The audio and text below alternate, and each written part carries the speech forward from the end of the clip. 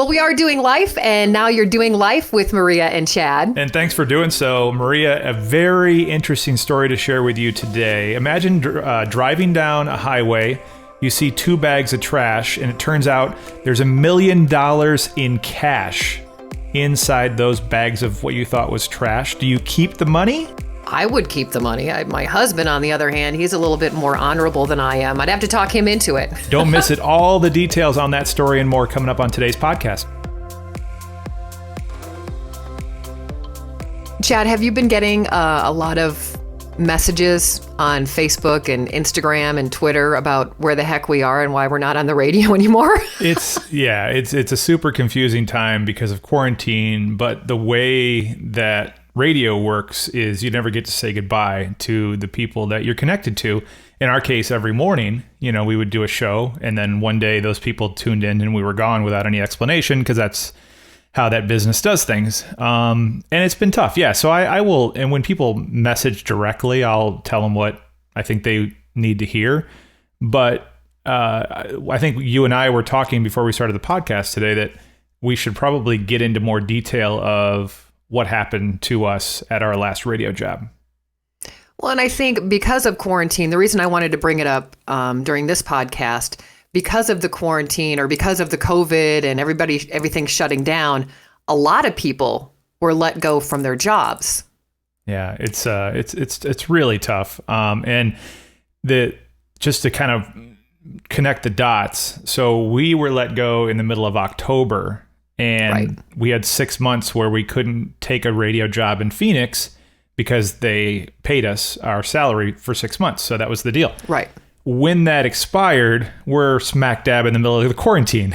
So, and I've talked to my wife a lot about this. Not that I don't miss our job, but it would be a lot different if we were still there today doing what's happening in radio right now.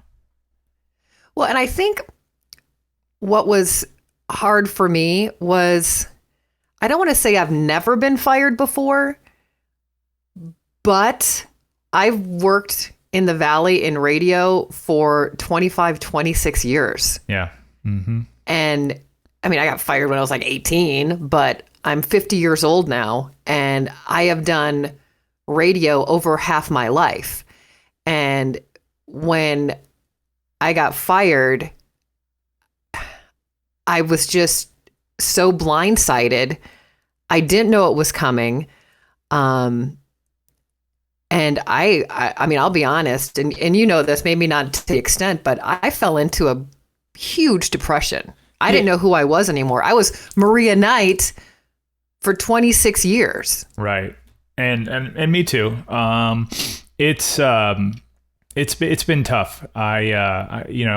You and I have had so many conversations over the last now 7 months about how you're okay with it for 10 minutes and then 5 minutes later you're mad, and that's, the reason that we decided to talk about this on the podcast, like you said, because a lot of people are going through that on different levels. And it's almost, I can relate what we dealt with, because radio is such a specialized job. There are very few openings. Unless somebody dies, there's never an opening, you know what I mean? Or, honestly, that's true. There's just not a lot of opportunity unless you want to pick up and move. And we decided that wasn't the plan that we were going to do. So that being said, people that lost their job because of coronavirus, not that their field might be like ours where there's limited opportunity. There's just limited opportunity everywhere because there are less jobs to be had. You can't go into a place and show up with your resume and go, hey, I want a job, because that place won't let you come in. It won't let you meet with them. And it's scary and it's stressful, and there's tons of anxiety that goes along with losing your job. I do want to say, for those that listen to us on the country station here in Phoenix, when we decided, you and I had long conversations about even switching stations. So right. The gist of it is we were asked to go from one station to another by our bosses. And we knew there was risk involved, but we were also reassured that they wanted us, because of what we had been doing, they wanted us to continue doing that. Right. The frustration began not too long after we switched, because we were asked to do something different. Well, I should say everything different, wouldn't you say? Well, yeah. I mean, it went from, we love what you do over at place A. Please come over to place B. And let's say same building, same bosses across the hall. Yeah. And every day, if I could use a sports analogy, it's like, here's your playbook. This is what you're going to do. The playbook would change sometimes drastically, sometimes slightly, but so much so that I've said this to you. I don't know if I ever said it on the air, but like, I didn't know which end was up. You know what I mean? I couldn't even think straight because I was still trying to figure out what's the new playbook. I just, I was just so disappointed. Like, I was excited to make the move. I thought this was going to be a great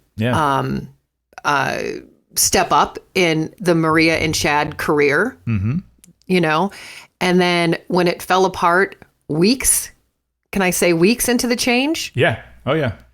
My heart just sank, and you and I knew before we were fired that this was not going to work. Oh, it was, I would tell you even before they asked us to leave that I wasn't having fun, and it wasn't anything that I felt like I had done. And that was the toughest part for me. I've been watching, I don't know if you would be interested in this. Maybe your husband's watching on ESPN. They're doing they just ended the 10-part documentary. So 10 hours of Michael Jordan. It was, it was all about his life, but it was called The Last Dance because they won 3 championships in a row, and then they won 3 championships in a row again. So they had 2 three-peats. So right, and I'll just preface this by saying I've not seen any of it. But you know who he is, his accomplishments and how great he is and all that. So the reason I bring that up in our story is that I've always prided myself, and I know you're the same. Like, I don't know anybody that works harder than I do, especially at radio. Like, I live it. And so when you say you were Maria Knight for 25 years and that's taken away from you, it's not the same for me because I haven't been in this market that long, but I've been on the radio that long in different cities. And the way our brains work is we're constantly coming up with things to talk about, content for the show. In more recent years, content for social media, on and on and on. It's a 24/7 job. There really is no time off when you're doing it the right way. When they say you're not doing it anymore, that's when you're stuck with your hands up going, I don't know. I don't know what's next. Michael Jordan, his work ethic is something that I've always admired. Like, this guy, he had more talent than everybody, but he also worked harder than everybody, and he encouraged everybody around him to work hard. And I thought that was really cool. Like, I would recommend, even if you're not a sports fan, to watch how they were able to overcome certain things and become, I mean, heck, he had Dennis Rodman on his team, who like just in the middle of a playoff series goes to Vegas for a couple of days and gets wasted. And I mean, it's really crazy. But yeah, that's one thing to check out if you're trying to take your mind off of what's going on. But before we move on, I want to tell you about a list that I found. But is there anything else you want to add to the conversation about our radio careers and us now doing a podcast? I just miss our listeners. Yeah, I do. I miss talking with them, and I'm still working on what life is like not being Maria Knight anymore. So it's just tough. Yeah, it's and I'm still trying to figure out what I'm doing. I know you've taken a job because it made sense for your family, not in radio, but it's tough. I mean, in a perfect world, you and I have talked about how we would love to work on the radio again. But in today's reality, everybody that I talk to that's in radio is like, I don't know what's next. We're all taking pay cuts. We're all doing even more work than we're doing. It's a weird world we're in right now. So that's why we have Doing Life with Maria and Chad, and that's why we're doing this podcast. It's as you can see, we are in our homes, socially distant. We're having a conversation, and you can listen to it to take your mind off of all of the things that are going on. In that same vein, there is, I mentioned The Last Dance on ESPN. If you've got access to ESPN, you should check that out if you're trying to kill some time and get motivated and inspired. There's a list that came out of the top sports documentaries, and these are always up to up to your interpretation of whether or not it's on point or not. But have you seen the one? It's called Free Solo. It's under the category of sports documentary because it's all about this guy who goes to Yosemite National Park and he free climbs the side of this El Capitan wall. Oh my God. Yeah, so that's one to check out. That's number 10. It's a 3,000 foot high wall, and I've watched it. It's like, even though you're sitting in your living room watching this thing, you feel like this guy could die at any moment. I'll just run them down real quick here. And I know your daughter does rock climbing. She does. Not real rocks, but goes to the gym. And I told her as we were watching this movie, I'm like, do not ever in your life attempt to do anything like this. She's got like a safety harness on when the gym's open. When we can actually go to the gym, she uses that. Number 9 is The Endless Summer. That's one you can look up. It's all about surfing. Kind of totally take you out of husband will like that one. Yeah. I haven't seen this one. It's called Hillsborough. And it's about fans being crushed to death due to overcrowding at a stadium. What? That's a sports show? Oh, this one you will definitely not watch, Maria. Number 7 is, I remember when this came out, I didn't even watch it, and I'm a baseball fan. It's titled Baseball. So it's 19 hours long. Ken Burns did this, and it talks about everything baseball. Ugh, I couldn't. I hate baseball. How about this one? Have you seen Senna? Senna. It's about a Brazilian Formula One race car driver. No, I haven't seen any of these. This is on Netflix. How about this one? Let's see. It's about performance enhancing drugs in cycling. It's called Icarus. No. I have seen number 4. It's about Muhammad Ali. It's called When We Were Kings. It's about the George Foreman fight, the Rumble in the Jungle. That's actually a really good one. So check that one out. When We Were Kings. The Last Dance that I just watched is number 3 on this list. And I think you saw number 2. Think White Bronco. Think Glove, Fit, Acquit. OJ, Made in America is the name of that one. That's number 2. And number 1 is Hoop Dreams, which is about 2 basketball players and beginning their going from high school into college. And I saw that came out in the mid 90s. So if you're a fan of sports and you're looking for something to watch, I thought that was kind of an interesting list of things to do when you're stuck in quarantine. That's a lot of TV. Yeah, 19 hours of baseball. I'm wanting baseball to come back, but I would never. If that was the ticket to get baseball back, I would not watch 19 hours of Ken Burns documentary. No, thank you. Well, if you're sick of TV, 19 hours of baseball. Yeah. Now that things are slowly opening up again, I found this list of the best places for a staycation. So maybe you don't want to get on a plane and travel somewhere because nothing's open, but there are some places right in your backyard that would be great to visit. And believe it or not, I think it's believable because we live in a great state, but there was quite a few cities on this list of the best places for a staycation that are in Arizona. Okay, so these are not resorts, because that's a big thing to do in the summer here in Phoenix is go to a resort and get like a good deal because nobody's here. These are cities to travel to and do a staycation. I got you. What are they? Right. Overall, Scottsdale was number 7. Wow. And you live there. But I will say it was ranked number 1 for rest and relaxation. Okay. Peoria was number 16 overall. Glendale, number 24. Gilbert, 33, and that might have been the last one on the list. At least that's, Tempe was 55. So these are just, in general, go there to do something type of like things to do that are within driving distance of maybe Phoenix or exactly. I mean, Scottsdale, they said there was 95 different recreational things to do.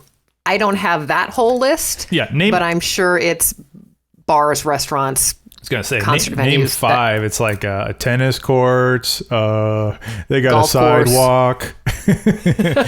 All right. And I think we forget about these things in our own backyard. I think we take it for granted because we live here and we see the sunshine and the golf courses and the tennis courts every single day. Because like my brother Paul lives in Florida. He lives right around kind of the Tampa area, not in Tampa, but a suburb of Tampa. Right. He lives an hour from the beach. He never goes, ever. Yeah. Is he a guy that doesn't like the sun, or does he doesn't like to get sandy? Like, does he say why he just doesn't think about it? Well, I think, right now he's a widower, so he is a single dad, and his kids, who are young adults, 15, 16 years old, apparently they don't like the beach because they got sand in their shorts one time when they were little and didn't like it. I don't know, whatever. I know. Wow. Poor kids. But I think the kids don't like the beach, so he doesn't go. Yeah, I think I do a pretty good job. I know you do too, of seeing the things around. I know you're a big fan of going to Mexico, and that's tough right now with everything going on. You can't go in and out of the border. That is still the case, right? As far as I know. Yeah, I don't think anything's opening up till mid-June is like the last I heard. But like, I like to hike and go up north. We went camping. You guys are going camping this weekend and doing, seeing what's around here. But I think that takes effort. Like, you have to get a plan together. So if you're bored, think about, actually your husband posted something this morning. They said, if your grass, I'm going to screw up the quote, but I saw him, he shared a quote that said something like, if the grass is always greener on the other side, don't forget to water the grass that you're standing on. Like, I think it's a very profound thought. If you're like, oh man, I wish I could go to Hawaii right now. Well, it's not an option, but there's probably something in Scottsdale you could do. I don't know, something a little bit closer to home that would be fun as well. So don't overlook those things, I think, is your message, right? Yeah, I think so. And I have a question here. So quarantine, talking about staying in, can't go anywhere, can't go to Mexico. Uh-huh. How are you doing with Georgia, your young daughter, in this quarantine? I'm going to take a drink of coffee here before I answer this question. Uh-oh. I will too then. Hold on. Yeah, go ahead. Do I need something stronger? No. Well, if you have it. Overall, I like the crew I'm quarantined with. There have been, and I think everybody can relate to this, there have been moments where it's just, you just like, you lose it. Our daughter is very helpful, but I think, as she's getting older, she's figuring out ways to be more sneaky about not doing things.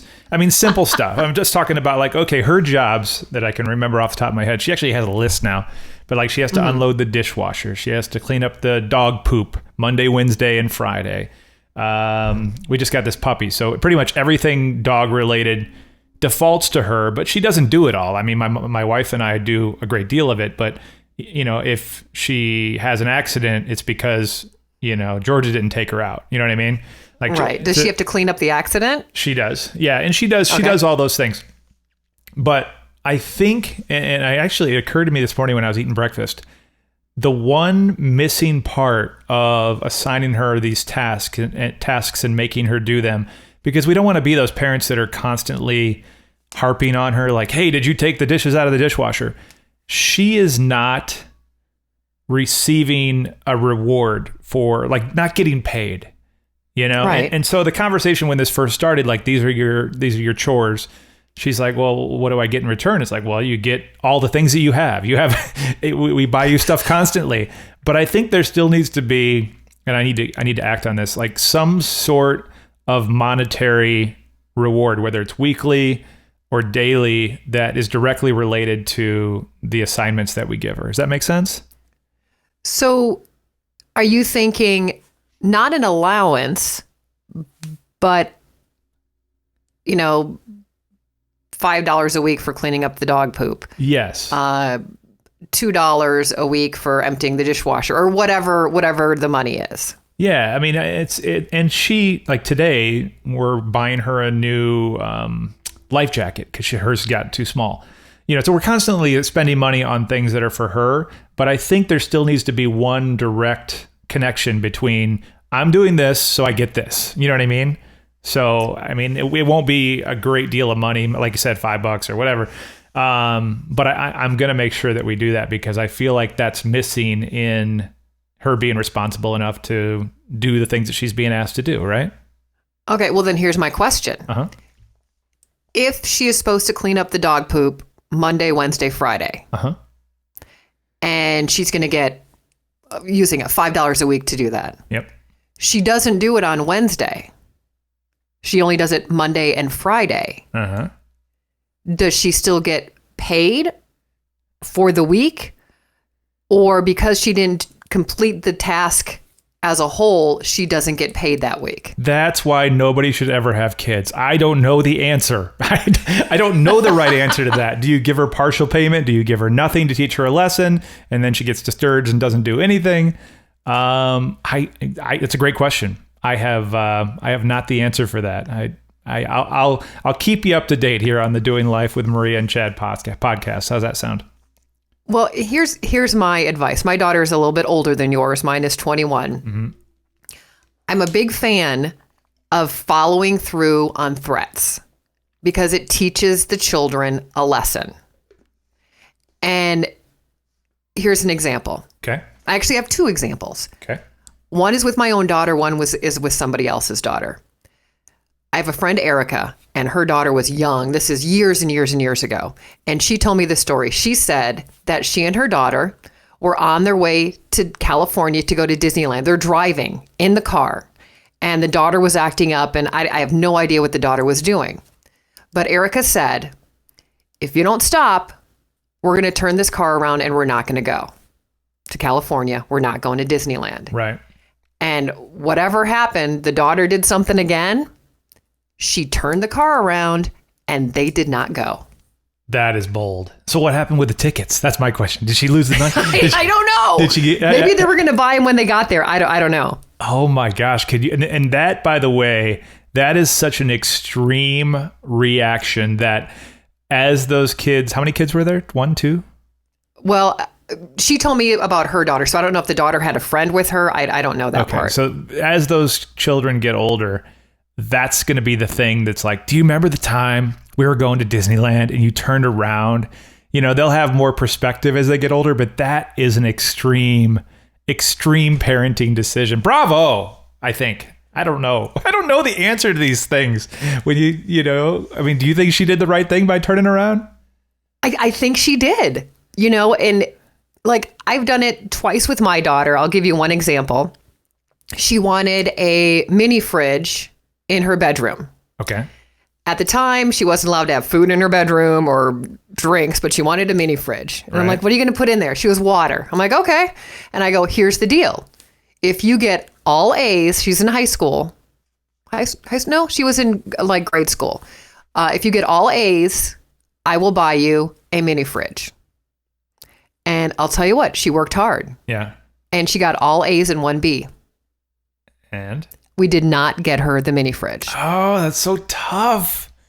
You should have got her a mini fridge. She's like, but I was close. You should have got her a mini fridge, but no power cord to it. That wasn't the deal. I know, I'm just kidding. So, no, I know. But that was one of those things where I said, if you did this, you could have this. You did not do it, so you do not get the reward. Yeah. There is a little caveat I'll add. What's that? All her friends heard about this. And so when her birthday came, they all chipped in money and bought her a mini fridge for her birthday.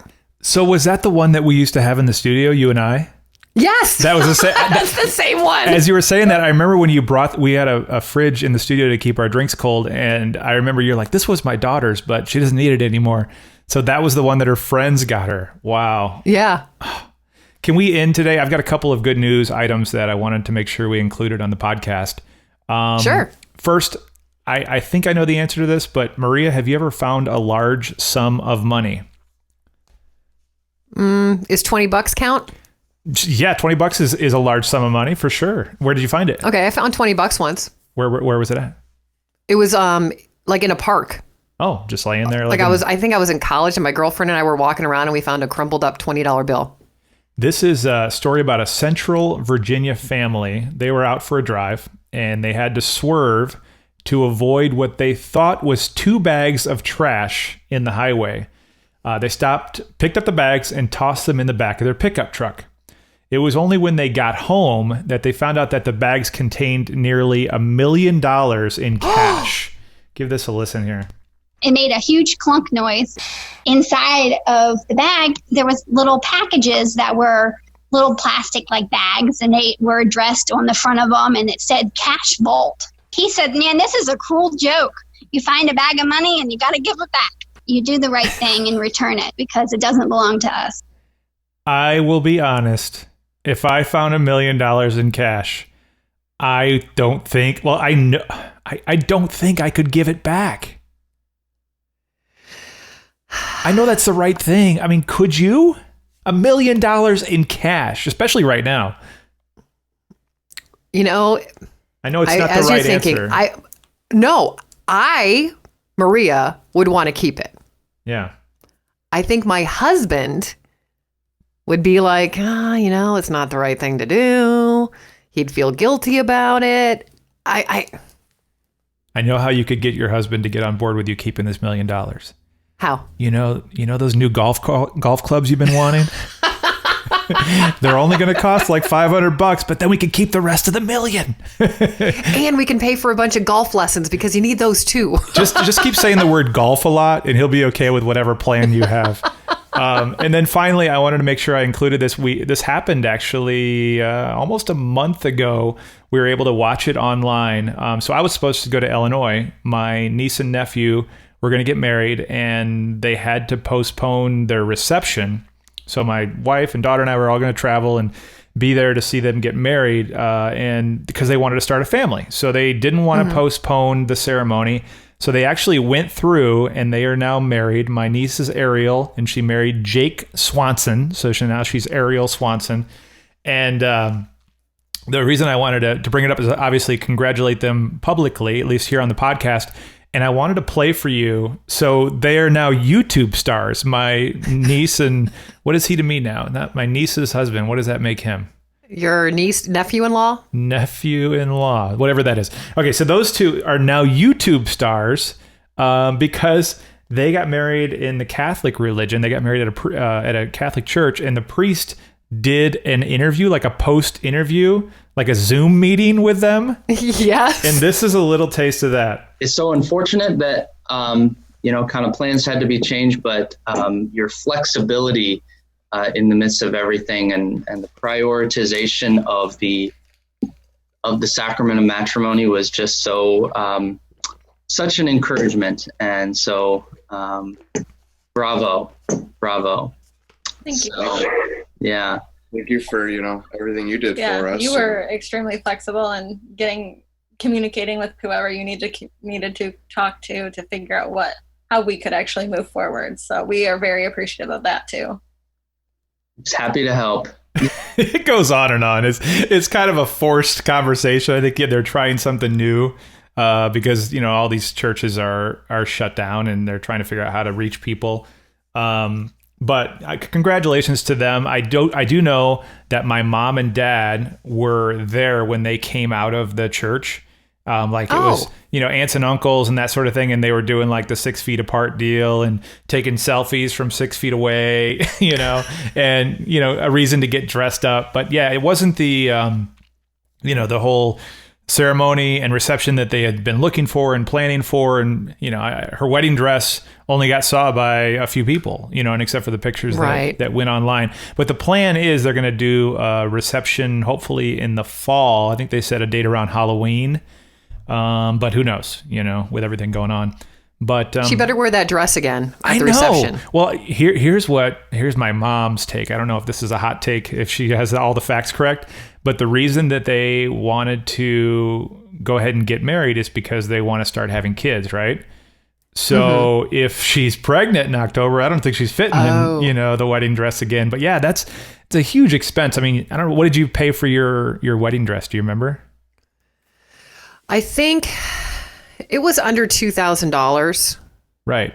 So, which is still a lot of money for a dress you wear once. Yeah. So you spend all that money and then, they did a video, they took some pictures and that's it. You know, I don't know if the tag was still on it. Maybe she could take it back. You don't do that. As we wrap up, I want to remind everybody, we want to remind you that we are on social media. We have an Instagram. What is our Instagram if people want to follow us on Instagram? It's Maria and Chad on Instagram. At Maria A.N.D. Chad. Follow us there, and we'll give you updates on when the next podcast is available. Make sure you subscribe when you're listening right now and give us good comments and 5 stars and all that so everybody can find out about our new podcast. But thanks again for listening to Doing Life with Maria and Chad. Love you guys.